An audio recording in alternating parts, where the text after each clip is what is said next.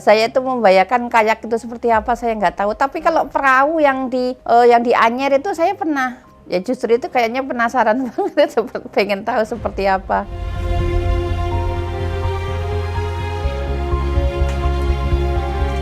Momennya tuh berkayak, saya juga belum tahu sama sekali gambarannya belum tergambar seperti apakah perahu berkayak itu. Jadi saya langsung mau tanpa memikirkan resikonya apa gitu, saya mau gitu aja.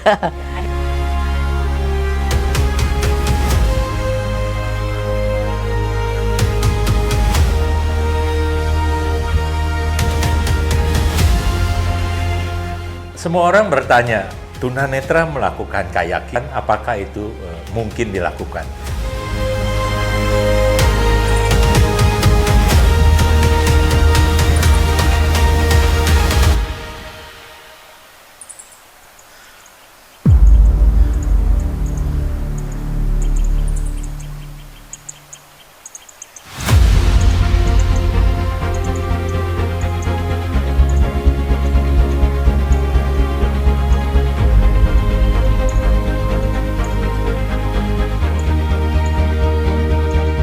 Selama ini, kita seringkali mengukur batas kemampuan seseorang hanya dari apa yang mampu ditangkap oleh mata. Dunia luar yang kita bangun pun kerap menuntut standar yang sama. Hingga tanpa sadar, kita ikut menciptakan sekat yang membatasi ruang gerak, mengubur potensi, dan mengabaikan mimpi teman-teman disabilitas untuk bisa menikmati indahnya semesta secara setara. Namun, sebuah perjalanan di balik rimbunnya hutan mangrove ini hadir untuk mendobrak ego dan mengubah total cara pandang kita. Karena di tempat ini, keheningan berubah menjadi kekuatan. Di mana kerjasama, keberanian, dan hak untuk setara bergerak melampaui segala keterbatasan. Tanpa batas.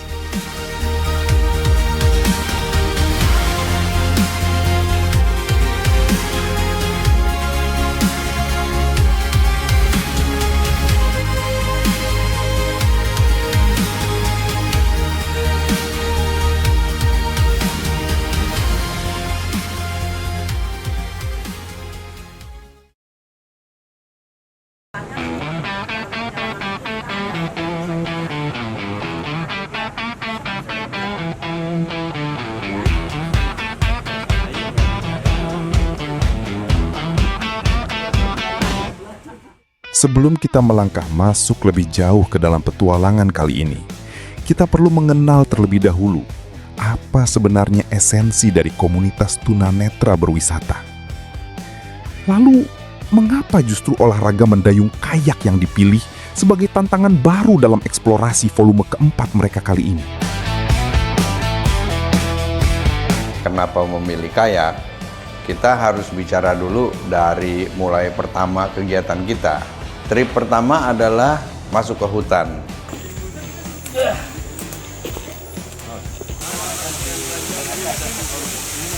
Trip kedua, tunanetra kita ajak snorkeling.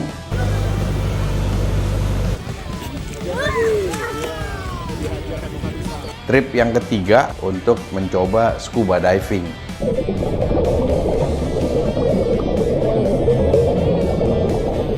Nah, kebetulan salah satu teman baik saya itu Martin Hertanto, orang yang hobinya main kayak.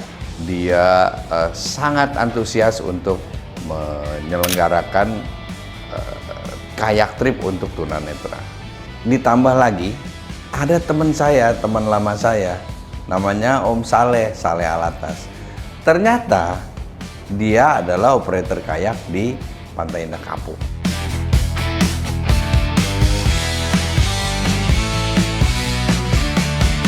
Tahun lalu ya, kalau nggak salah saya dikontak sama Om Oci. Ada rencana untuk mengajak kawan-kawan tunanetra. Jadi dari itu apakah memungkinkan apa enggak? Saya bilang sangat memungkinkan di sini karena kondisinya airnya tenang, tidak ada ombak, terus kemudian tidak terlalu dalam. tapi dengan syarat harus kayakers tunanetra didampingi oleh satu pendamping. Jadi benar-benar menjadi mata untuk peserta gitu.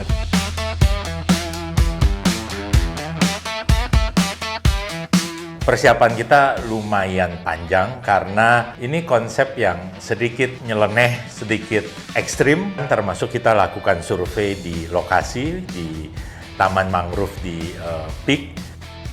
Jauh sebelum hari keberangkatan tiba, tim panitia telah lebih dulu bergerak melakukan survei mendalam langsung ke lokasi.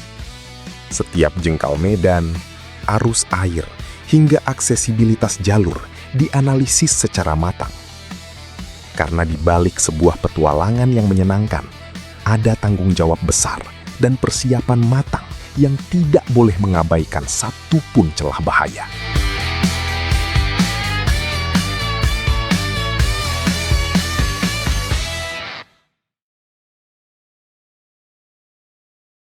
Orang couple, jadi 4 couple. Couple itu dua-duanya Suami buta. istri, suami istri. Dua-duanya. 3 couple totally blind. Oke. Suami istri totally blind. Oke. Yang satu totally blind.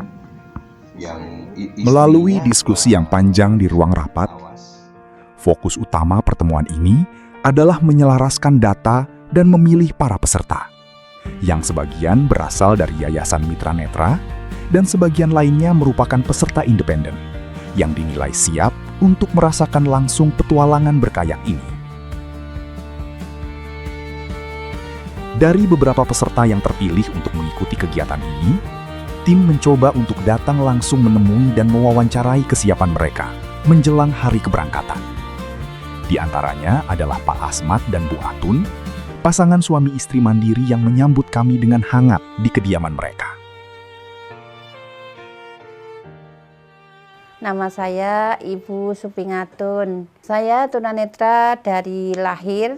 Saya ibu rumah tangga, tapi saya punya keterampilan untuk pijit. Nama saya Asmad. Usia saya nanti tanggal 5 Oktober tahun 2026 tuh insya Allah 60 tahun. Ya sebenarnya saya tuh tentang komunitas tunanetra berwisata tuh udah dengar lama ya. Karena kan anak saya itu kan kerja di Yayasan Mitra Netra. Nah itu kan bercerita. Saya pikir kapan saya dapat giliran untuk diajak gitu kan ya. Alhamdulillah pas kemarin ada teman yang di Mitra itu menawarkan, saya langsung mau gitu ya. Bapaknya yang pertama kali ditawarin terus ngajakin saya ya sudah, ayo aja gitu, ngikut aja saya mah. Hitung-hitung healing udah di rumah terus kayaknya bete. Karena kan apalagi kan momennya tuh berkayak, saya juga belum tahu sama sekali gambarannya belum tergambar seperti apakah perahu berkayak itu. Jadi saya langsung mau tanpa memikirkan risikonya apa gitu, saya mau gitu aja. Saya itu membayangkan kayak itu seperti apa saya nggak tahu. Tapi kalau perahu yang di Anyer itu saya pernah naik. Ya justru itu kayaknya penasaran banget, pengen tahu seperti apa. Di lain waktu kami pun mendatangi Pak Suryo, salah satu peserta yang masih aktif sebagai tenaga pengajar di Yayasan Mitra Netra. Ya, jadi saya mulai bergabung di Mitra Netra itu 2004 belajar ya. Kemudian mulai bulan Mei 2006 mulai dapat kesempatan untuk mengajar. Ya, karena saya tunanetra dewasa, baru mengalami kebutaan sejak usia 19-20 tahun gitu ya. Dulu saya sempat kuliah di Gunadarma, ngambil jurusan dulu namanya manajemen informatika, kalau sekarang namanya sistem informasi. Setelah saya bekerja di sini, saya kuliah lagi tapi mengambil jurusan yang berbeda. Saya tertarik di jurusan bimbingan dan konseling. Kenapa? Karena saya mau mengambil ilmu konselingnya, bagaimana cara membantu teman-teman, terutama yang mengalami kebutaan dewasa ini, bisa menerima keadaan dirinya, bisa berdamai, dan ya sembari mengajar komputernya gitu. Tak hanya melihat kesiapan para peserta, tim juga berkesempatan menemui pihak pengurus Yayasan Mitra Netra guna mendengarkan bentuk dukungan penuh mereka terhadap kegiatan ini, yang dinilai sangat penting dalam memupuk kemandirian serta rasa percaya diri teman-teman tunanetra. Visi dari Mitra Netra adalah memberdayakan tunanetra supaya mandiri, cerdas, dan bermakna di masyarakat. Pak Asmat itu dulu bekerja di Mitra Netra sebagai proofreading kalau nggak salah untuk buku audio ya. Untuk Mas Asmat, oke, saya bilang baik dia. Saya kenal Mas Suryo itu dulu tunanetra dewasa ya, tetapi dengan gigihnya, semangatnya yang tinggi sampai dia menjadi instruktur komputer di sini, sampai dia bisa mengajarkan tunanetra adik-adiknya. Itu yang sesuatu buat saya. Oh, saya senang sekali. Saya lihat YouTube-nya tuh ya. Saya sebenarnya iri loh. Sebenarnya iri dalam artian, wah, tunanetra tuh bisa loh waktu naik gunung tuh waktu itu. Jadi terima kasih sekali itu. Jadi yang tidak tertangani oleh kita di sini, tetapi ada lembaga atau komunitas yang mau berkontribusi seperti itu. Itu senang sekali.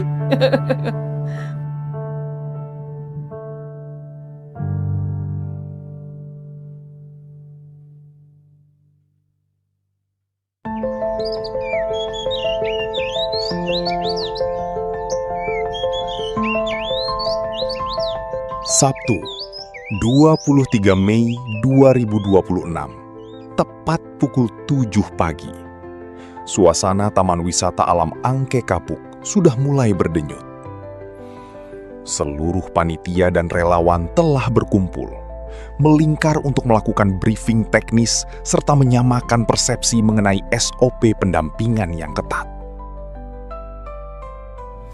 Kita mau menyambut, mau menyenangkan, mau membahagiakan 10 orang tunanetra, 9 tunanetra. Jadi sekali lagi terima kasih dan kita akan berusaha sebaik-baiknya untuk membahagiakan mereka. Seandainya ada jalan yang rusak segala macam perlu untuk sejajar dengan kita,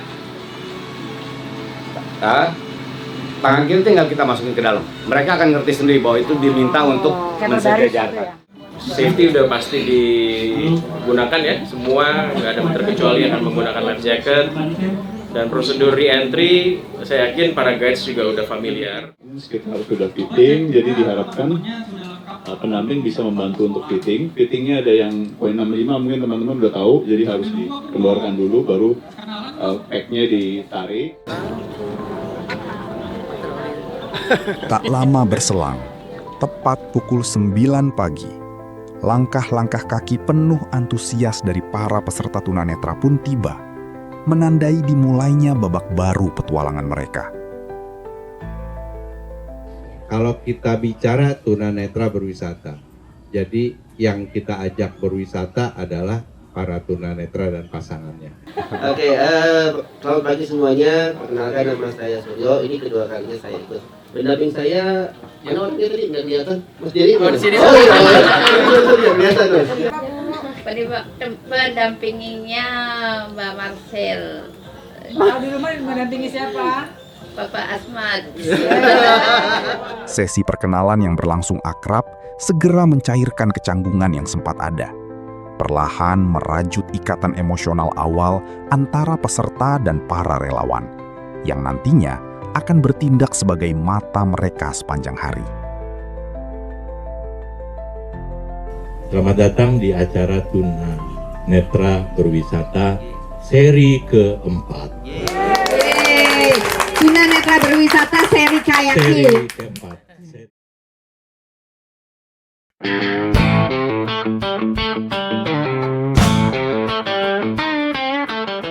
Sebelum bergerak melangkah lebih jauh, proses orientasi ruang mulai dilakukan dengan bimbingan penuh kehati-hatian dari para pendamping.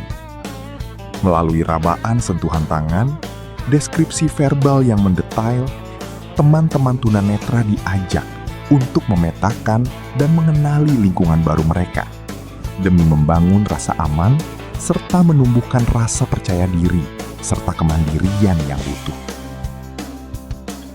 Itu bukanya sama ini ya? Sama, diangkat dulu. Oh iya. Kalau mau pakai shower. Tombolnya yang paling besar ini on off. Terus untuk Ini. Nah, coba tebak Pak, yang mana kamarnya? Ini kali. Nah, betul. Berarti saya nomor 2 ibaratnya. Nomor 2.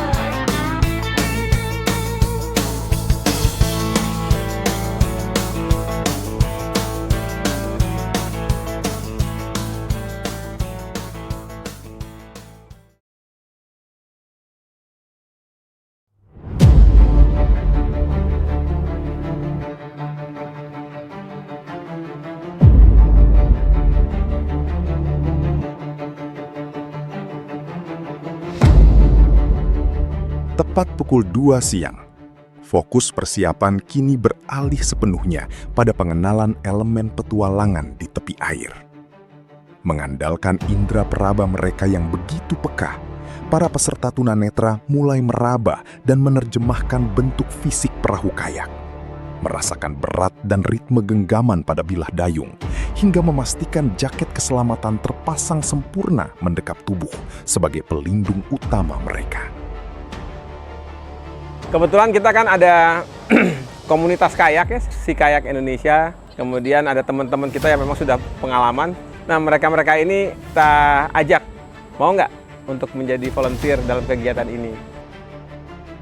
Dan kebetulan yang kita bawa teman-teman relawannya ini semua adalah kayakers yang berpengalaman, sudah jam terbangnya sudah tinggi, kemudian sudah mempunyai pengalaman untuk guide sebagian besar, sehingga kita tidak perlu terlalu banyak untuk memberikan arahan seperti itu. Mungkin lebih ke hal yang praktis ketika mereka nanti mendampingi tunanetra seperti sebelumnya kita telah melakukan trial dan uji coba. Tunanetra berwisata.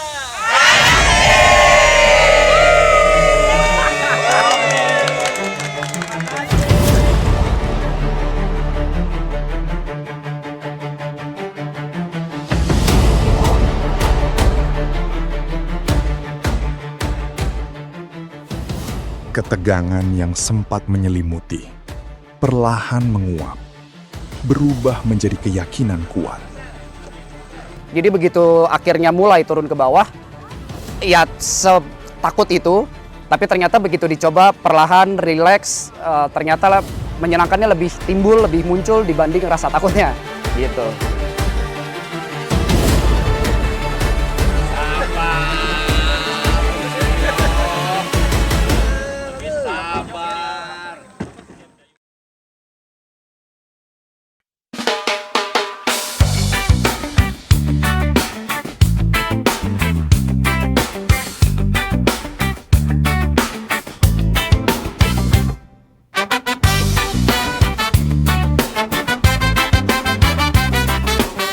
Batasan visual seketika runtuh total saat dayung pertama mulai membelah permukaan air yang tenang. Enaknya tuh di sini karena kita sebelum terjun dikasih simulasi ya, bagaimana cara dayung, bagaimana cara menstabilkan. Jadi kita benar-benar dapat pengalaman baru yang menyenangkan. Kalau khawatir sih, kalau saya sih enggak khawatir karena safety ya, Mas.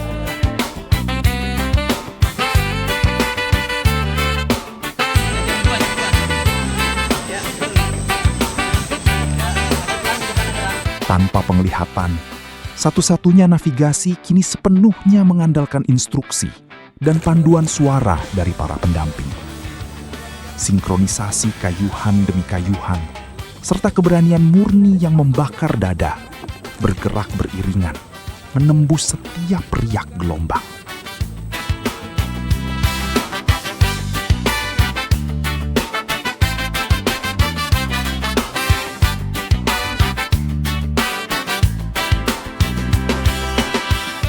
Ada 10 tunanetra yang melakukan kayak secara solo, berarti juga ada 10 pendamping yang terus menempel mereka di kayak yang terpisah selama perjalanan 2 jam itu.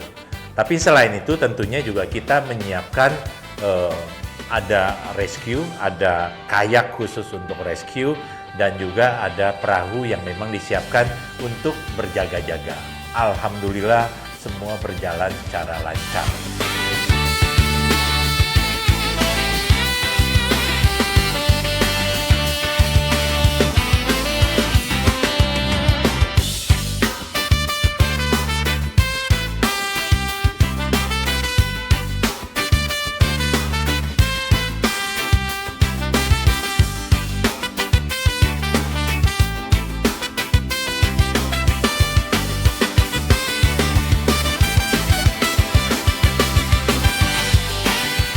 Hingga akhirnya, kayuhan melelahkan hari itu berhasil menyentuh garis akhir tepat saat guratan senja mulai turun membasuh langit.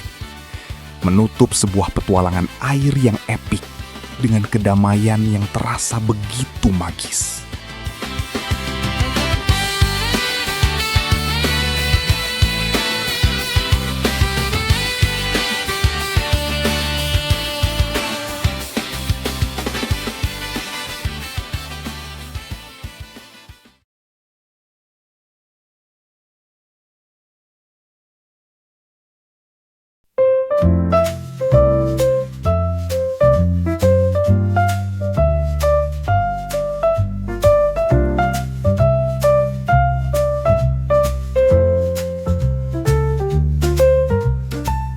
Ketika kegelapan malam mulai turun memeluk sunyinya hutan bakau, energi yang terkuras sepanjang hari kembali diisi lewat keaslian cita rasa yang menggugah selera.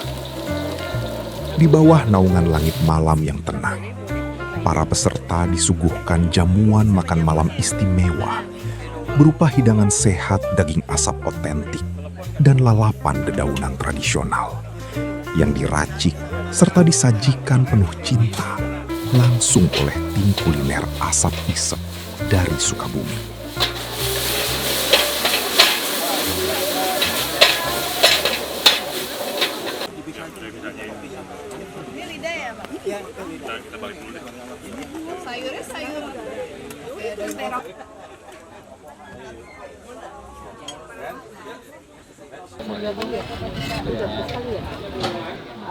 Pedasnya pakai lada. Itu cabenya cabai hiasan.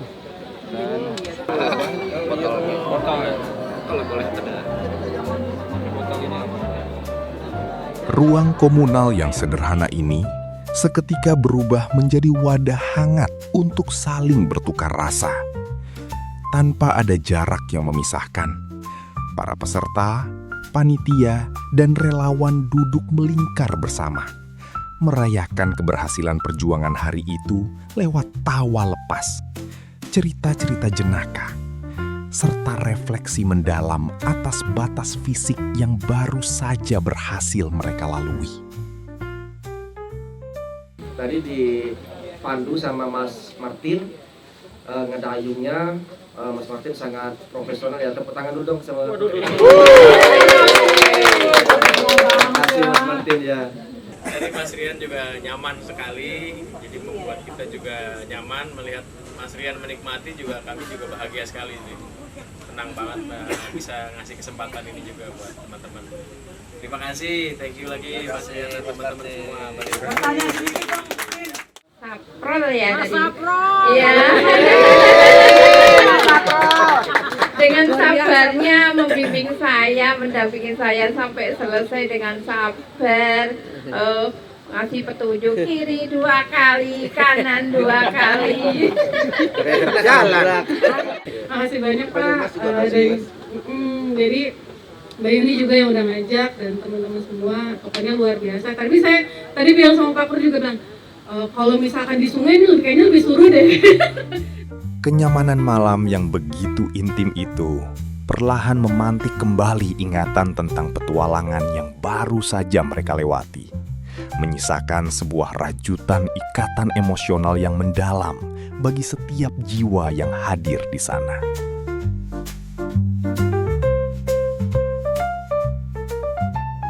Menatapku curiga, seakan penuh tanya, sedang apa di sini? Menanti baca jawabku.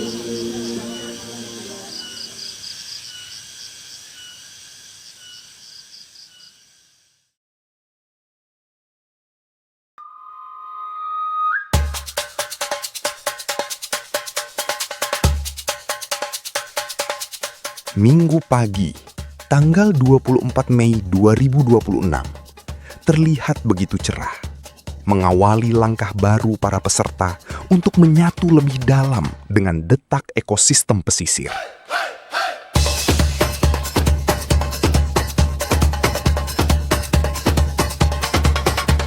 Usai menyantap sarapan bersama dalam kehangatan, mereka memulai sebuah penjelajahan tak terlupakan ke dalam rimbunnya belantara hutan mangrove.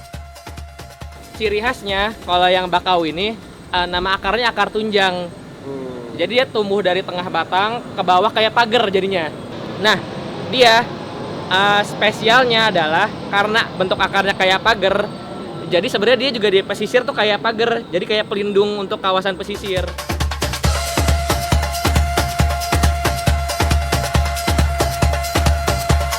Menjelajahi keindahan semesta bukan lagi lewat pandangan mata, melainkan melalui embusan angin yang menyentuh kulit, aroma payau tanah yang khas, serta harmoni nyanyian burung yang memenuhi langit pagi.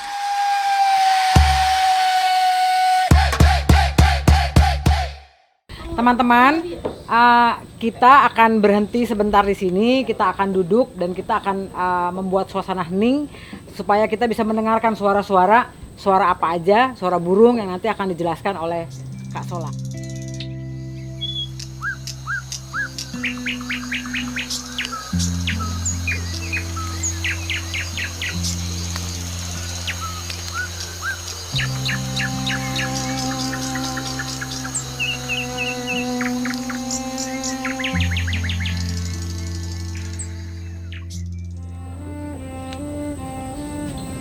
Nah, itu yang chip-chip tadi tuh.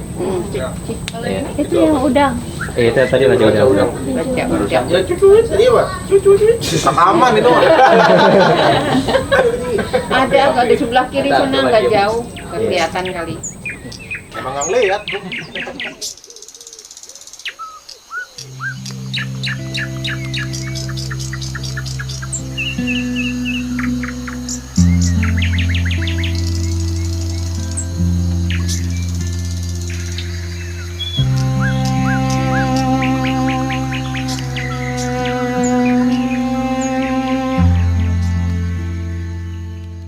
Sebuah jejak kepedulian yang abadi pun ditinggalkan di atas tanah berlumpur. Tangan-tangan penuh ketulusan ini bergerak bersama tanpa ragu. Ini termasuk campaign mungkin ya, campaign penanaman pohon itu saya udah lama banget pengen ngerasain ikut di kegiatan semacam ini dan baru pertama kali ini. Sebuah simbol kontribusi nyata sekaligus bukti bahwa dalam menjaga kelestarian bumi tidak ada batasan yang mampu menghalangi sebuah ketulusan.